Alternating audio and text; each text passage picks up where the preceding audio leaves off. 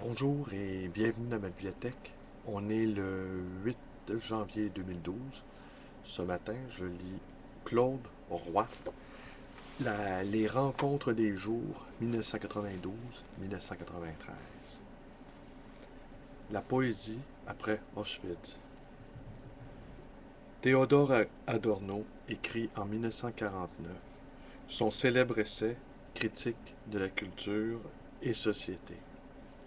Le penseur de l'école de Francfort y condamne avec une colère froide et bien ciblée la culture de consommation, la fabrication de curiosités vendables, la barbarie croissante de sociétés où culture et marchandises en viennent à se confondre dans la production cyclique du toujours semblable d'un service après-vente au service des puissants. À la fin de ce texte corrosif surgit le cri, qui est devenu depuis une sorte de cliché, de proverbe contemporain.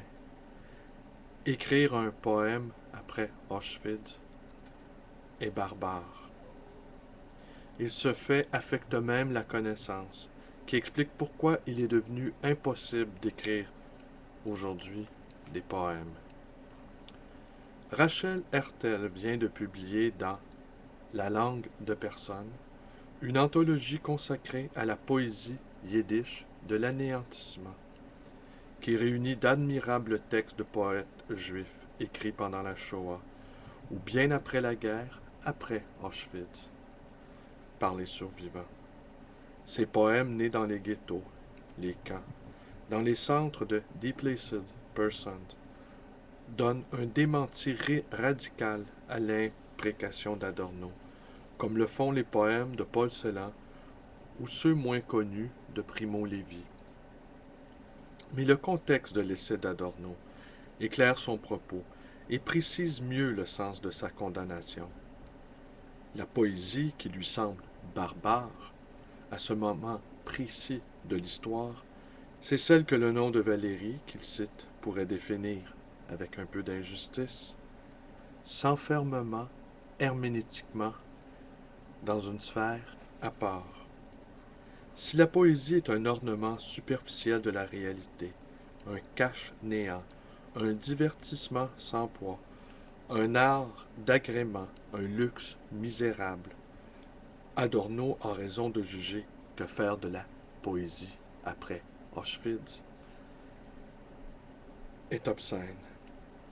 Mais ce qui est évident quand on découvre Katz Nelson, Klatstek, Sot-Kever et les anonymes qui avaient enterré leur écrit sous le 6e poteau du mirador de gauche ou les traverses du butoir ferroviaire du camp, c'est que dans la détresse absolue et au cœur d'un désastre sans précédent historique, la poésie fut un des premiers mouvements de la créature condamnée à l'anéantissement.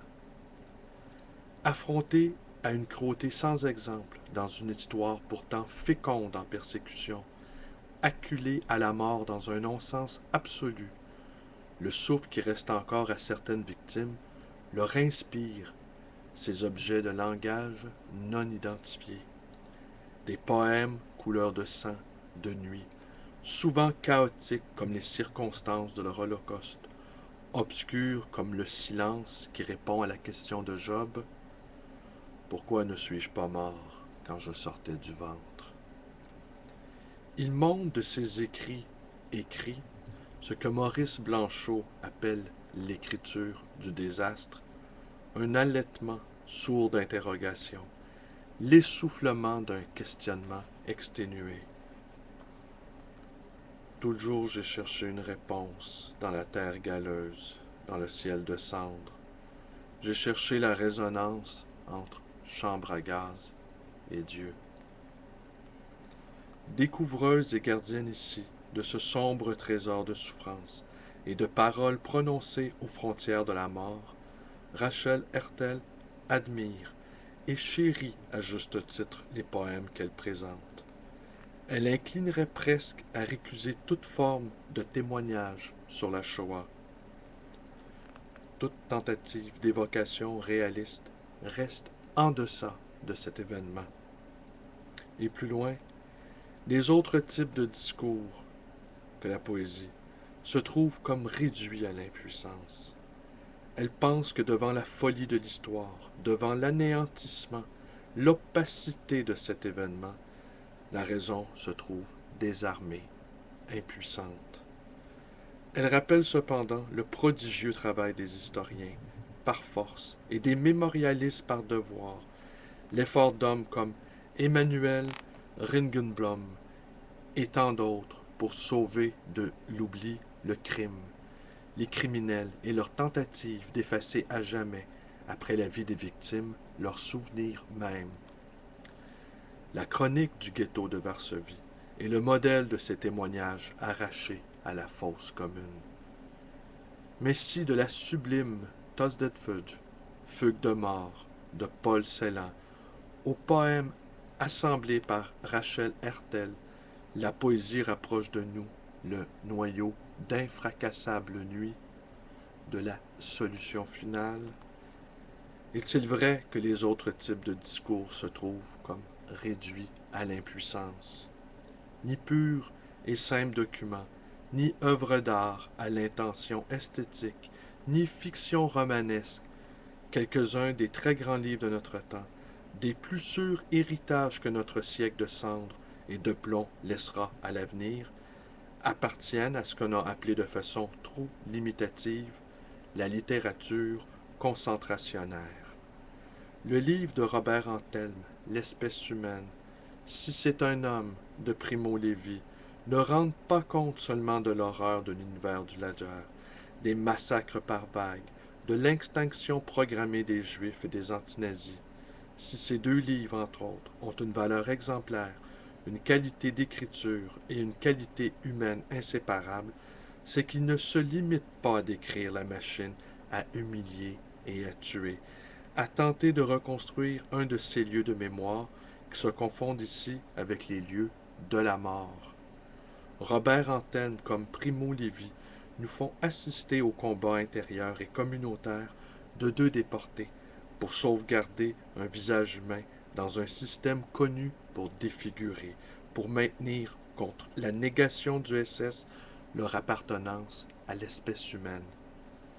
Dans un très bel essai de 1962, repris dans LG, une aventure des années 60, Georges Perec parlait de l'espèce humaine dans des termes qui peuvent s'appliquer aussi à si c'est un homme, qui en fait n'est pas vraiment, je fais une petite parenthèse ici, qui n'est pas vraiment la bonne traduction, semble-t-il. Il faut dire plutôt si c'est ça un homme. On pourrait bien voir là l'ironie qu'il y a derrière la véritable traduction. Cet homme qui raconte et qui interroge, qui combat avec les moyens qu'on lui laisse, qui refuse le silence, qui définit et qui oppose, redonne à la littérature un sens qu'elle avait perdu, la volonté de parler et d'être entendu, la volonté d'explorer et de connaître, par le langage, expression de l'inexprimable. Entre la très grande poésie de premier mouvement des écrivains des camps et les récits d'Antelme ou de Primo Levi, il n'y a pas d'opposition ni de frontière. Dans le métier des autres, Primo Levi exprime avec force, à propos de Paul Celan, son refus de l'hermétique, de l'obscurité poétique, ce qu'il assimile durement à un prêt à mourir, à un non-vouloir être, à un fuir le monde. Mais quand on passe des poèmes, en effet souvent obscurs, de Lézard, Etcherard ou de Zetlin à la prose de Primo Levi ou de Robert Antelme, on sait qu'on traverse la même contrée, du fond des ténèbres vers la naissance d'un jour difficile, vulnérable, toujours menacé. C'est la marche sur ce chemin dont parle Paul Celan, le chemin d'une voie en route vers un toi qui l'écoute. Merci et bonne journée. Je vous rappelle que vous pouvez me rejoindre via mon compte Facebook. Merci, au revoir et bonne journée.